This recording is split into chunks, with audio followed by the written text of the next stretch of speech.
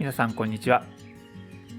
前回はこの2つのペール缶を使ってロケットストーブを作りました。簡単な加工をしたペール缶を上下に連結することで比較的簡単にロケットストーブを作ろうという企画だったんですけれども、その時に作った接続部品がこちらです。ダイソーで買ったステンレスのステーと、それからナット、ボルト、ストレーラーで作ったこの接続部品ですけれども、外してみると変形もなく、前回使ってね、茶色に変色はしているんですけれども、全く変形もなく繰り返し使えることが分かりました。なので今回もこの部品を使ってロケットストーブを作りたいと思います。作るといっても前回のロケットストーブでの失敗があるんですよね。それは何かというと、このように2つのペール缶をね、この部品で接続すると、ここに大きな隙間ができてしまうんですよね。これが原因でここから炎が飛び出たり、火の粉がね飛び散っていく可能性があって、ちょっと危険だと感じました。なので今回はこの全く同じ部品を使いながら、ここの隙間をゼロにして安全なロケットストーブに改善してみたいと思います。この接続部品を改良するということも考えているんですけれども、今回はもっと簡単に、もっと単純にペール缶を少しだけ加工して、ここの隙間をゼロにしてみたいと思います。それでは行ってみましょう。前回はこの部品をここに差し込むときに、ここの縁の部分がねちょっと分厚いので、ペンチを使って潰していました。そうすると簡単に入れることはできるんですけれども、このナットの位置がねあるので、どうしてもここで止まっちゃうんですよね。なので今日はここをねちょっと切断して、ここで止まるんじゃなくて、この辺りまで入れるような、そういう安易な方法を取りたいと思います。ほんの少しカットして折り曲げてあげればいいんですよ。なので方法としては、ハンドグラインダーでちょんちょんとカットしてペコッと折り曲げる、それだけでいけるんじゃないかと思います。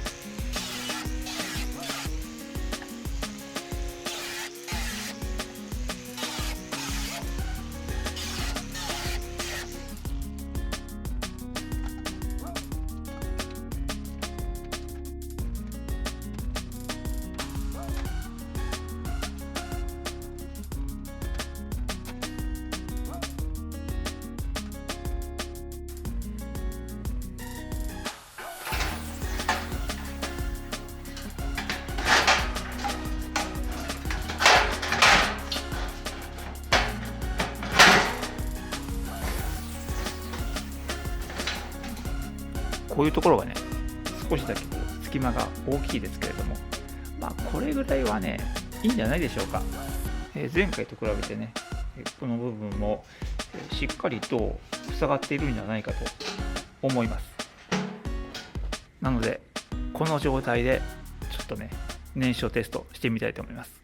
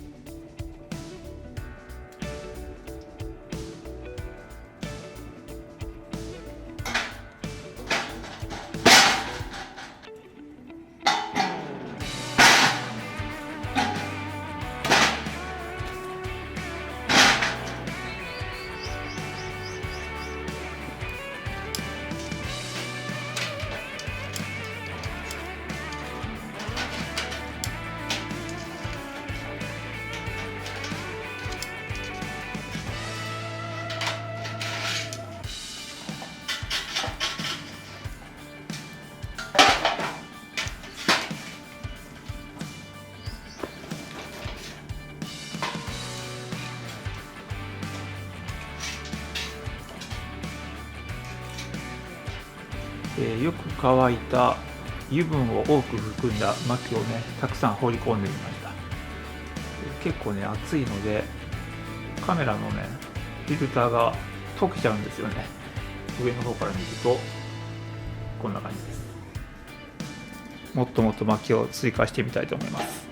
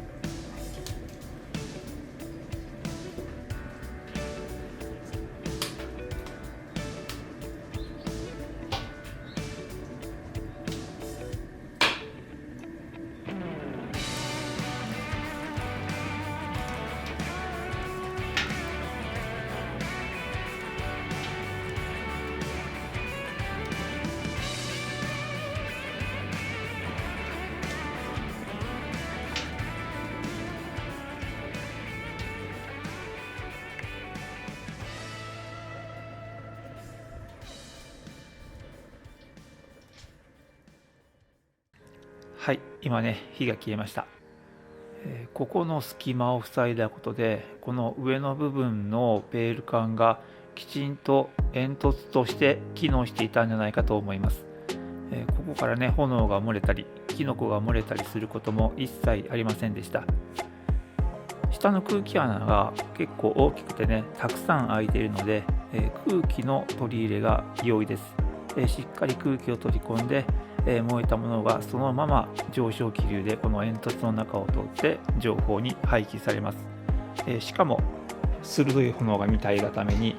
ちょっとね穴を小さめにしています。開口部が狭いので炎はね鋭く勢いよく出ていたと思います。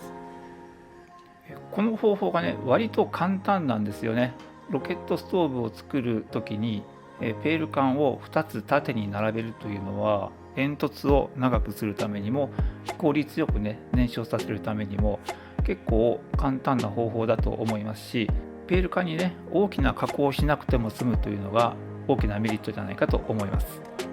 なので今回はねここ追加工をしましたけれども、追加工なしでもっと簡単にね上下のペール管を接続できるような方法をいろいろと考えてみたいと思います。はい、ということで、今回はここの隙間をなくすとどうなるかという実験でした。それではまた次回の動画でお会いしましょう。さよなら。